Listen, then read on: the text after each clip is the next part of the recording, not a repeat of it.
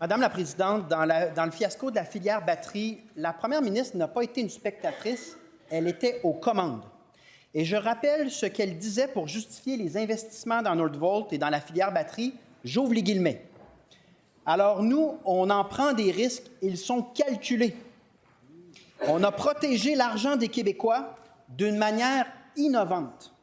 En effet, Madame la Présidente, la première ministre a été innovante. Elle a innové en matière de manque de transparence, innové en matière de gaspillage et innové en matière d'intervention politique douteuse.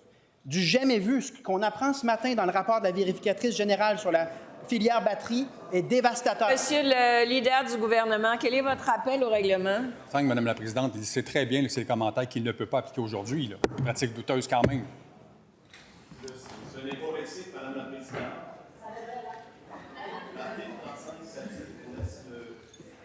Je suis debout. Je vous remercie. Moi, je vous dis avec ce mot, faites attention. On ne peut pas imputer les motifs indignes et la bonne foi se présume dans les interventions des élus.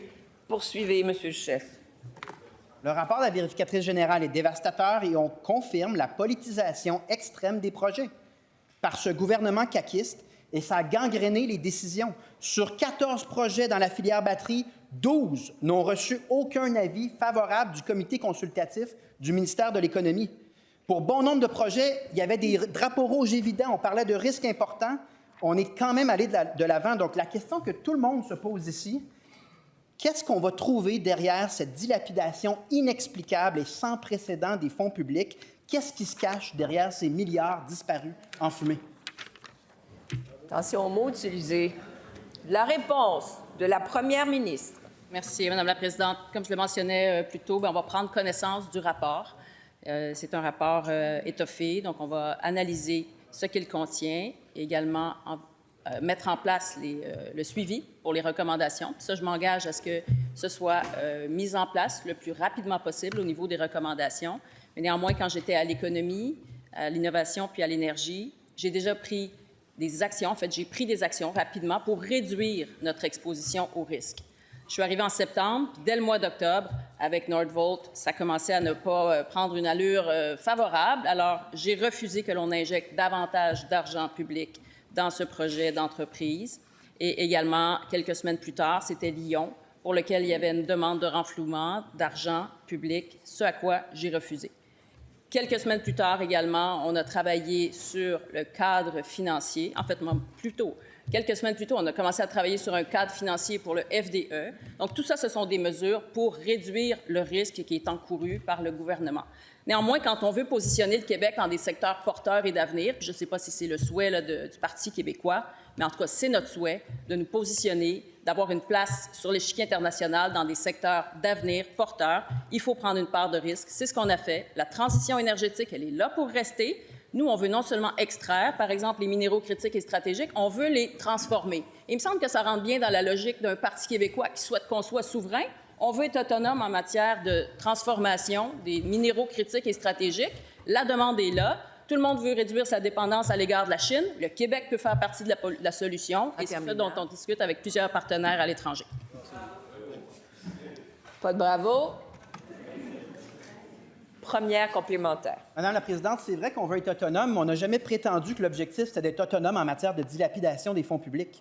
Et je réitère que la première ministre était plus dépensière que Pierre Fitzgibbon. Lorsqu'elle était ministre de l'Économie, elle dépensait plus en subventions que son prédécesseur. 6 milliards de dollars flambés dans le Fonds de développement économique.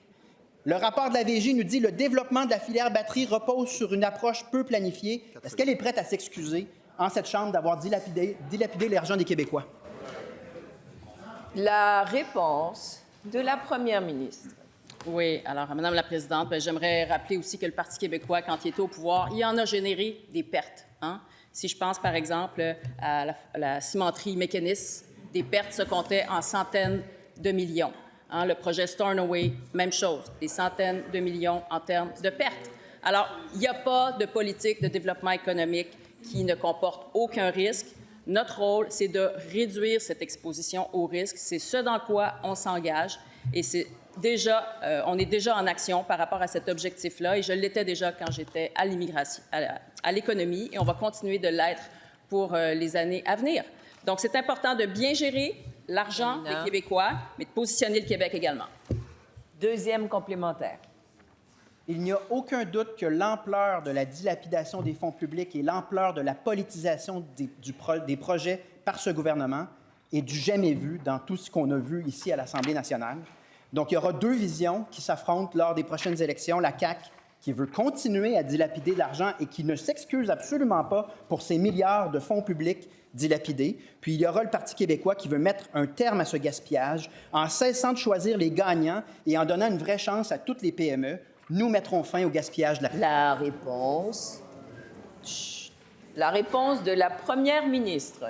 Oui, Madame la Présidente. Alors, si on regarde là, les pertes au niveau du FDE, si je regarde ce qui est associé à la cimenterie Mécanis, projet du Parti québécois, 400 millions de dollars de pertes. 400 millions. Est-ce que le chef du Parti québécois... Gardez le silence, tout le monde. Une seule personne parle ici, c'est la première ministre. J'aimerais entendre sa réponse. Millions de dollars. Attendez. Chut. Votre réponse. 400 millions de dollars, je répète. Et ça, c'est l'argent de l'année 2012. Donc, combien ça vaut aujourd'hui? Est-ce que le chef du Parti québécois est d'accord pour endosser une part de responsabilité au nom du parti des pertes encourues par le FDE? C'est-à-dire, ça a été sous la gestion du Parti québécois que ces pertes ont été encourues. Alors, il faut faire la part des choses, Madame la Présidente. C'est important, je le rappelle, qu'on développe nos minéraux critiques et stratégiques et qu'on les transforme ici. On a tout le talent pour ce faire.